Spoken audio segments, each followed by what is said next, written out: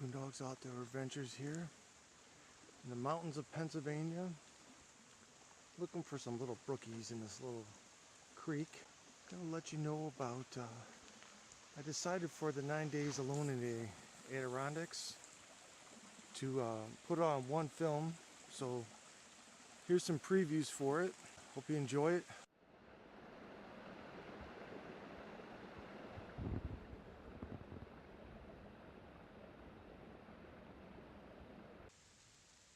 But this is just bad. Yeah, I found a sassafras.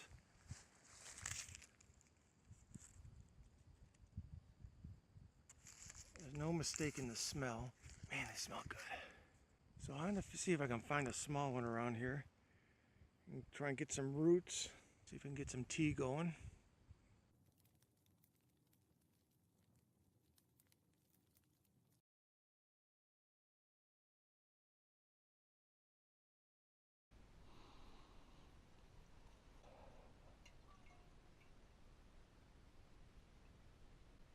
A little water for my morning coffee.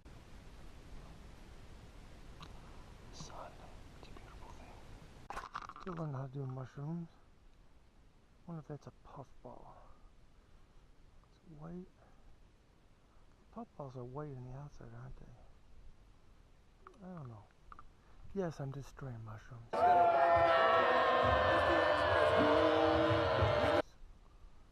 I'm leaving a path of destruction behind me.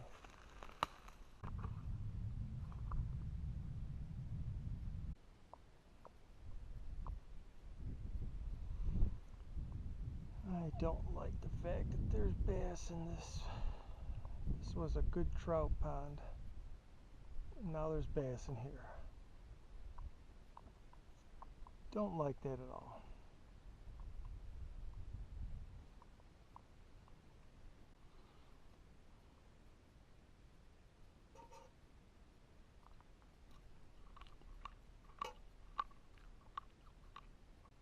I'll put my glasses on to eat this. Lots of bones in these panfish, but they're tasty. Especially the little sunfish, pumpkin seeds.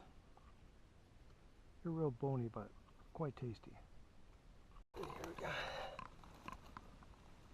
A cool salamander. Trying to get away. Here we have a tree frog.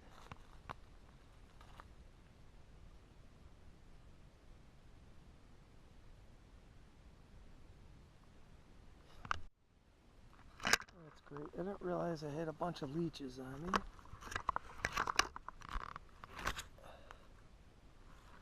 Of course, they have like their own anticoagulant, so they can suck your blood.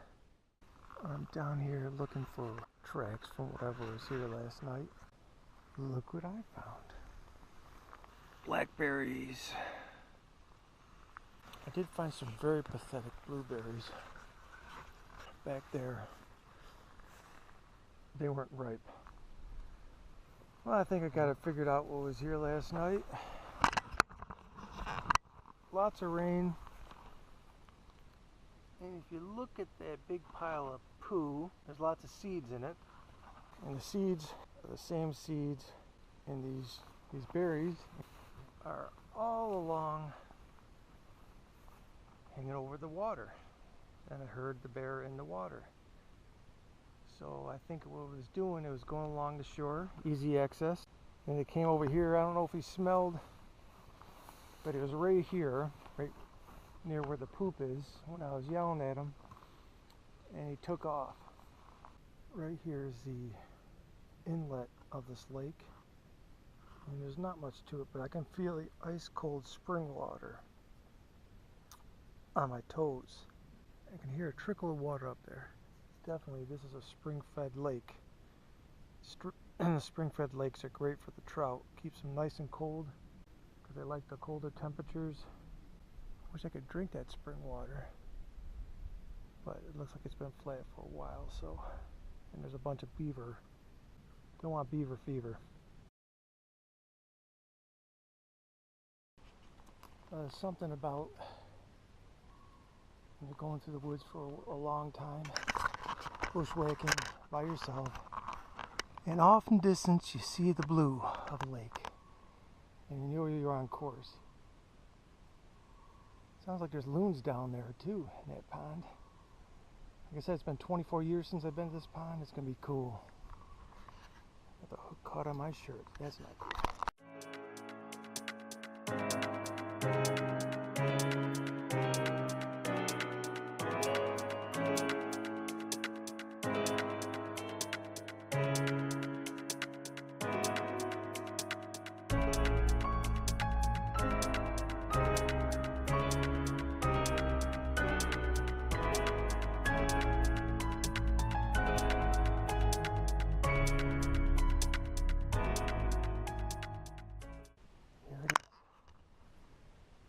No trails going to it.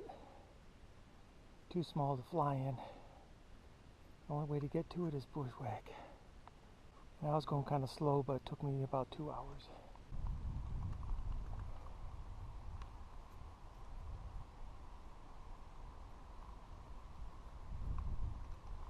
I don't know why they call it a pond. It's more like a lake.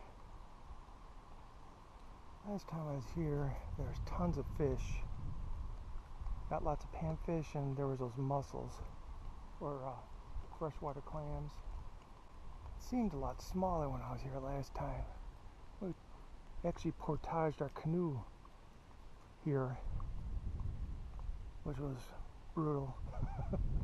And there was a big rock out here we were swimming on.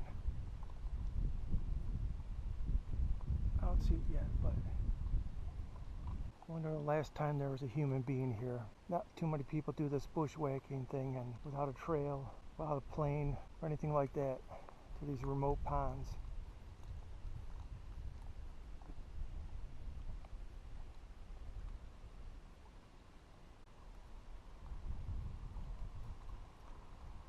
I bet you there's tons of blueberries and huckleberries on the other side of that pond. We'll see what else I can find to eat. Subsistence camping.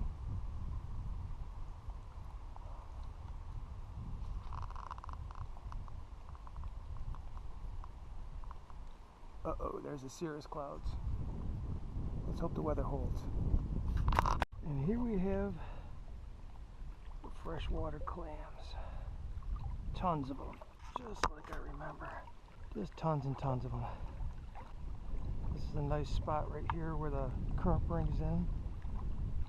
The current comes in. Have to be real careful with all the algae, it's slippery. Look at that. They're just everywhere.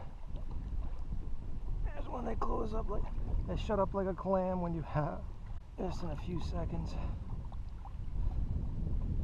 Lots of freshwater clams just everywhere. And look at this. Look at that. Just in a couple of seconds. Could be eaten like a king.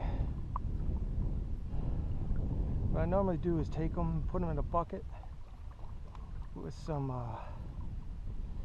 water, let them poop for a while, and then cook them. But I'm gonna let these guys go. Oops, I'm not gonna eat these. I got plenty of food. I'm gonna put them back right where the current is so they can get their nutrition. But just look at this right here. Looks like the wind blows the current here and then they get their nutrients. This trek has been brutal, but the payoff. Blueberries! There's a lot of them here. I'm gonna see if I can fill up a bag and eat as much as I can to get some sugar. I'm almost halfway through. It's been brutal.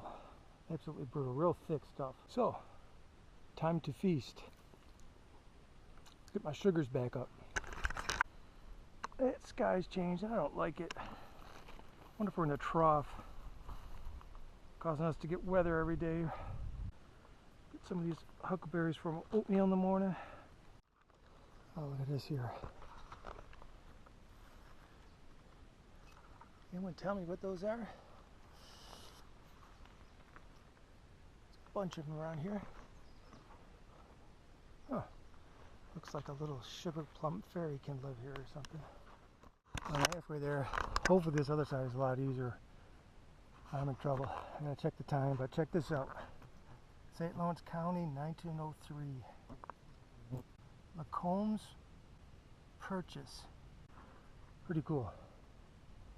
Now, this looks easier. Hopefully it stays that way to the next pond. Now the way back, because I'm beat. I check the time, get some more water. I got a bunch of huckleberries too for energy. I gotta make it back before dark, so here we go. Yeah, it's getting pretty late. I made it to the second pond. And this answers the question whether it's alive or not. Use or possession of fish as bait is prohibited. To preserve trout fishing and maintain native fish communities, the use and possession of bait fish, dead or alive, is prohibited. This is a trout pond. 24 years ago, there's a bunch of bugs floating around there, a bunch of bubbles coming up. It was dead. And now it's alive. Because of ingenuity of people and clean coal, this pond is alive again. Awesome.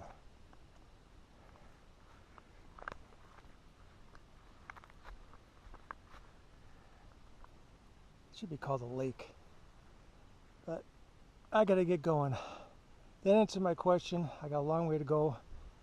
I might take some more photos over there, but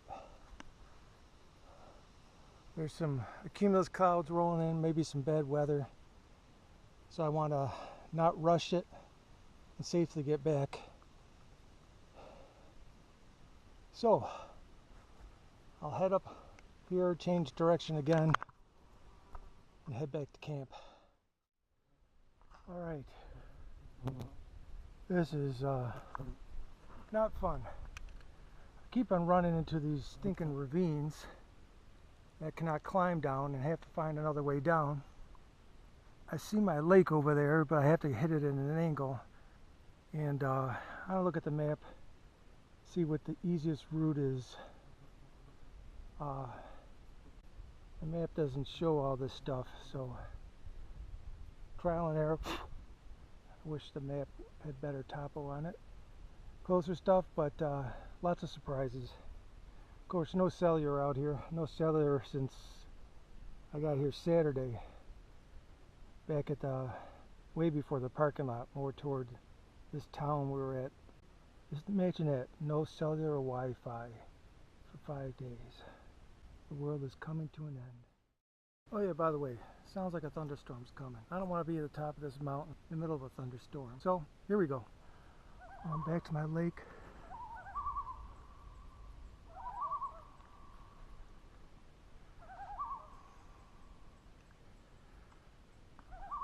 I got a long way to go.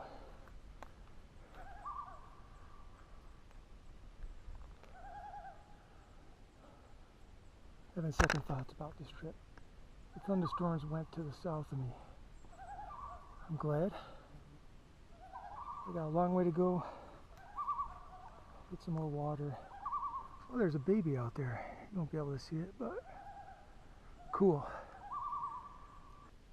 Well, I made it back about 5:15. It was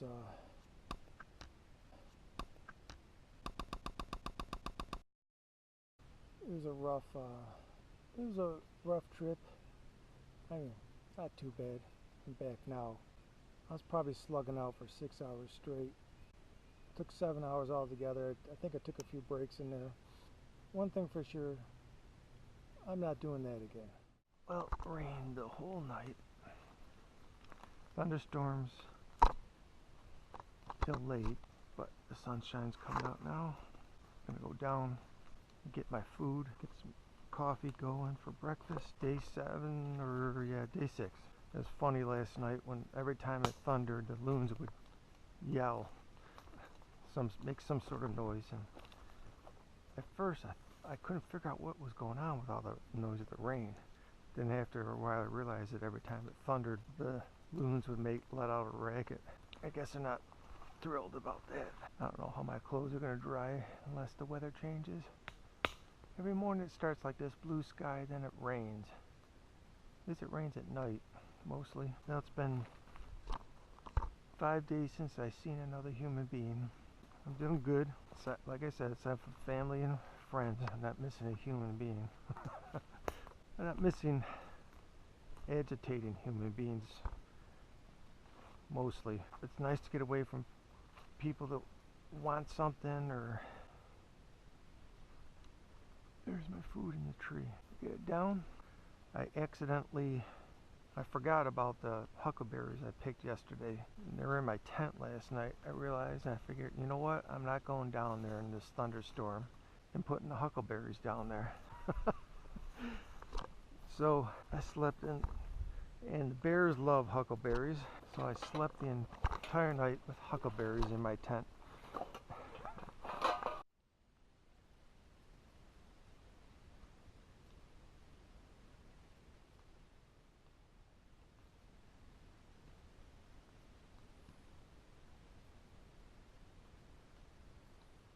A very small deer population up here. There's a lack of food, and so on, but the deer travel from these little oases. There's little clearings every now and then. Maybe there's a beaver dam there at one time, or whatever, but this is a tiny clearing with grass and probably berries and stuff that deer can reach. A deer can't climb a tree to eat certain things, but there's these little oases here throughout, and they know where they are. Their mom taught them or whatever, or they found them, and they go from this little oasis to this little oasis. Along the way they got the trails where the food is, and they know what time of the year certain things come up and certain things don't. And the deer up here, because there's way back in here, Cranberry Lake, there was this bar and grill and place for dinner. They have all the jaws and the age of the deer up on the wall. And many of the deer were taken 14 and a half years, 16 years old. They can tell the age by the jaw. So the deer way back in here, some of them have probably never seen a human being in their life. And they just spend in areas, they're in these areas where so secluded.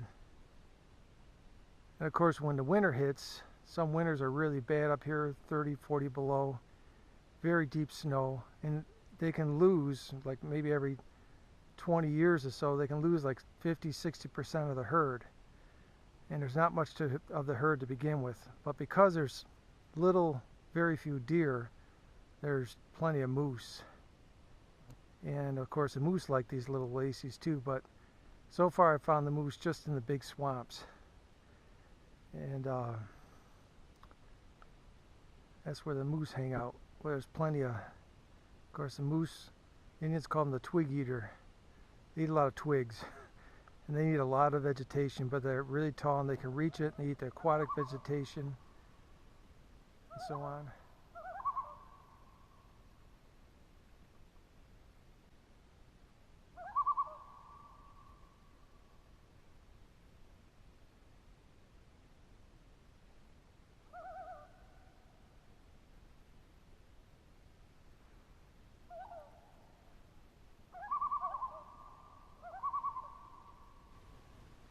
Pretty cool. I was wondering where the babies went. The baby's fishing too. Fraction of the size, but maybe it was a warning call and it went underwater or something. This deer fly wants to be in the spotlight. You know, you bring out a camera, the deer fly just wants to be on film. But anyway, I see the baby out there now. Mom and Dad are headed toward it. Pretty cool. Well, it's Thursday, late afternoon. I get washed up and get the fire going. I kept some dry wood underneath the tarp and make some potatoes. Well, it's day 8. That was a rough night. Thunderstorms started like 8 o'clock at night, and Remember I was talking about I'm not thrilled about these tent manufacturers. Not the tarp either. It's a cheap tarp. I got a good one back in the vehicle. But the tarp started leaking through where it was hitting on top of the tent. Then the tent started leaking inside. So I set up my rain jacket inside to deflect the water off of me so it wasn't dripping on me. That didn't work. So then I had this elaborate setup of bottles and a plastic bag on the top so it wasn't leaking on me last night. Nice. And that dry creek bed that it's probably from the snow let off. We must have got last night 3 inches plus of rain because it poured from 8 o'clock to past 1 o'clock in the morning with constant thunder, and it just continued to rain throughout the night after the pouring stopped. But it was like 5 hours of constant pouring. I mean heavy duty pouring. And let's go check out that dry creek bed where I found the salamander. It's a flowing river now. When I was up here years ago and there's 5 inches of rain, the road was washed out in a lot of places, and someone put logs in there and I got through with my Chevette. Let's hope we don't run into the same situation trying to get out of here today. There were actually campers trapped and they had to be rescued years ago. But let's see if I can even cross this creek. The whole top of that mountain runs off right down there.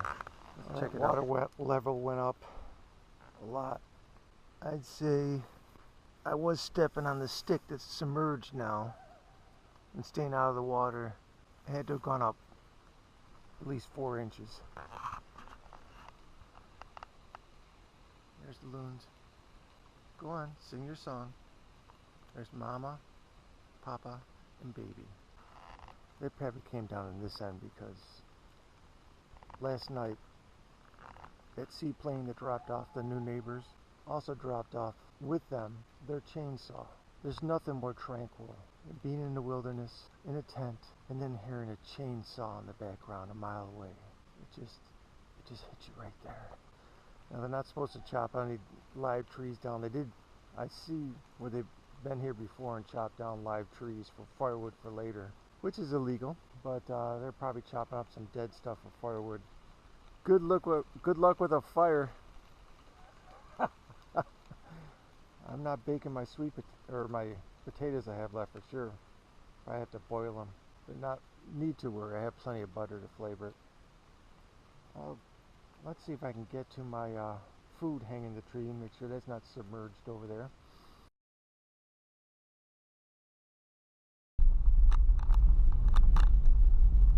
I found it from the parking lot that there's like a 30-year-old woman up here that was lost. She was going down the trail. Apparently, I'll try and find out more stories, see if it's in the newspaper when I get to town. But she was lost for a few days. There's a group of 11 rangers. This lady sat up near the parking lot, and they had found her after a few days. She had been lost for a few days, I think. That's the story so far. I don't know, but I'm going to see details. But she was down on a trail. She had a map. I don't know if she had a compass. A map doesn't do any good around here without a compass. You can't see anything without the woods. And she got off trail a little bit, and she couldn't find her way back to the trail and got lost. And so many people up here get lost. So many die. She was very fortunate to be found. And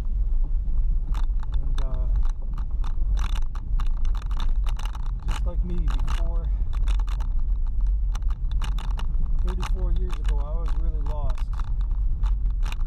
I was lost in this world.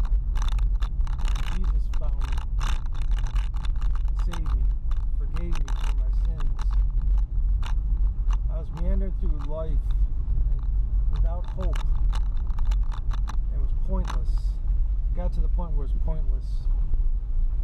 The thrills didn't last in life. And I was always wondering what life was about. But it was when I read the Gospel according to John one day. I was sick in bed and bored, and read the Gospel according to John, and saw that Jesus was a loving, caring, forgiving God. And that's a God that I wanted, and that's a God that's held me these 34 years. He died on the cross for our sins, that we could have eternal life for free. He took the punishment for our sins. No other faith in this world has it, that the God of the universe came down here and died for us. And it's all by faith in Jesus Christ. By grace you are saved through faith, and that not of yourselves. It's a gift of God, not of works, lest any man should boast. Well, I'm going to continue heading on home. God bless. We'll see you later.